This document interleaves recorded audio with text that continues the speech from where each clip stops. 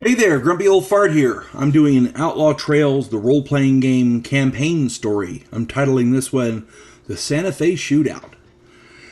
So, Kevin, Larry, Bobby, and I made it back to Santa Fe with the three kids that we'd rescued. We'd gotten the ransom back as well, so the parents paid us $3,000 each. We were getting a wonderful reputation in the area, and well-deserved. We do good work, and people pay us for it. Now, keep in mind, $3,000 in the Old West is a lot of damn money. A lot of money. John was still in the game. Earl had been running him separately, and as far as we knew, he was keeping the peace pretty well, so we didn't have an issue with that. We didn't know what had been going on, but Earl had mentioned that he had stopped a bank robbery and a few minor situations. He hadn't come to us for help, so we didn't think he needed it. We were all good with it. That night, before we get into this, if you enjoy my content, it would really help me out if you'd hit the like button, subscribe to my channel, share my content on social media, and post a comment or two. Remember, I welcome your comments, even if you disagree with me. If you enjoy a good book, check out my author page on Amazon.com. My pen name is H.L. Anderson, and you can find all of my books there. I like to think I write good stories that make you think. I hope you find some of my books that you like. There's a variety of them, and I hope you enjoy them. Now, that night after we got paid, we got nice meals and ordered a few bottles of whiskey. We went back to our rooms with a gaggle of senoritas, and we had some fun. Next morning, we noticed the mood in the town had changed since we had left. People were treating us like we'd shot their dogs, and there was no smiles in town, which was kind of weird because the previous day they were treating us pretty good. Now, we'd slept in that day, so, we'd missed a lot that morning. Turns out, the mayor had paid John to hire a band of gunmen, and they basically turned Santa Fe into their own little fiefdom. And because we were friends of John, the townsfolk thought we were in on it with him. They were taking 80% of all business profits and charging anyone who came into town $10. When they left, they were charged the another $10, along with 50% of the value of any goods and livestock they had. So if you come into town and buy stuff, you have to pay them 50% of the value of it. Yeah, it wasn't right. We went to talk to John about it, and he offered to cut us in on the operation. Yeah, that wasn't right. None of our characters signed up for that. We ended up getting into a big argument, and John drew on us, so we killed him, and the two deputies that he had with him. Then we started through the town, killing any of his quote-unquote deputies that we found. Most of them fired on us first, but we didn't really care. We killed 6 of them on the street.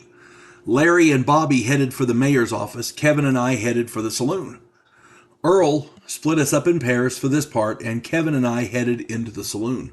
Because that's what you do in role-playing games. If you're separated from the group, the game master will a lot of times take you into a different room or whatever, and that's cool. There were 14 bad guys in here, 14 of his quote-unquote deputies in here. We each had 2 scatter guns, and we just unloaded all four barrels into the crowd. 7 of them dropped dead. We dived behind a table, and as they drew their guns and fired back, we were down there, we were reloading. I took a hit in my leg, but that was all that they really hit us. The tables in that bar, and I don't understand why Earl did it this way. Most tables won't stop a bullet, but apparently the tables in Earl's game are quite sturdy. I wasn't complaining, mind you.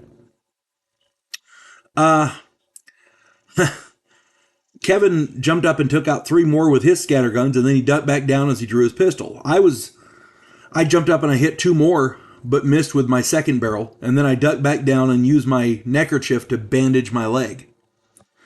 The 2 remaining ones jumped up and ran out the back. They mounted horses and fled away. They just fled the town. We didn't know what happened in the mayor's office. I still don't know. However, Larry and Bobby dragged his ass, the mayor, out into the street and gave him to the townsfolk, who hung him on the spot.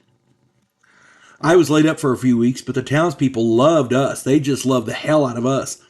Kevin became the sheriff and Larry became the deputy. Bobby liked his independence, but he said he'd help out if needed, and I was okay with that. It sucked about John, but he made up a new character and said he'd get back in the next week, and that was cool with us because we liked. I didn't know him that well, but everybody said he was a good guy, so I was okay with it. I got to be honest with you, I was kind of leery about him starting to do something like that with the mayor of the town, but at any rate, we were back in the town's good graces, and that's all that really mattered to us. I'm currently working on writing up this particular game, Outlaw Trails, into an actual game book to sell on Amazon. Hopefully it goes well. As far as I know, I haven't copied anybody's gaming system or anything, so I don't know. However,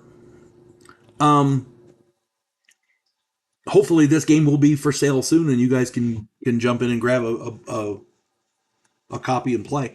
I'm designing it to be extremely simple, so even inexperienced gamers will be able to pick it up and read through it and play, pretty quickly, pretty easily. Writing it up is harder than I thought. When I make notes on paper, I can usually go pretty quick. Typing it up on a word processor is a little dicey. It took me like 4 hours to get the charts ready. But anyway, I'm a technophobe. Look at my playlist. Anyway, I hope you find these games. I hope you're finding these stories well, and I hope you're enjoying them because I'm enjoying relaying them. I hope this finds everybody well. You folks have a good one. God bless one and all. Clarissa Lowe, a historian from the future. Delmore Kane, a Civil War veteran turned outlaw. This oddball pairing faces a conspiracy of epic proportions spanning the centuries. If you like action and adventure westerns with a splash of science fiction and fantasy, check out my book series Drifters and their ongoing adventures.